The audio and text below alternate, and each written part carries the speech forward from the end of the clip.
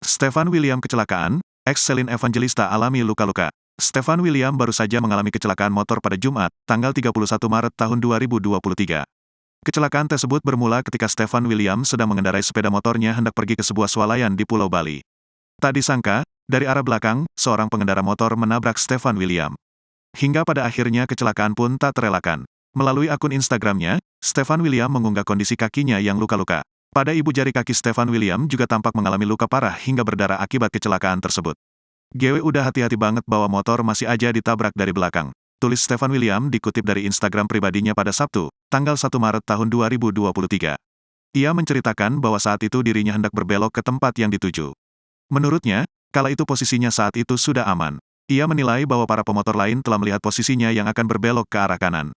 Namun, entah bagaimana tiba-tiba dari arah belakang seorang pemotor malah menabraknya. Diakui oleh Stefan William, pengendara motor yang lalai tersebut merupakan seorang perempuan. Akibat kecelakaan yang terjadi, kaki Stefan William mengalami luka-luka.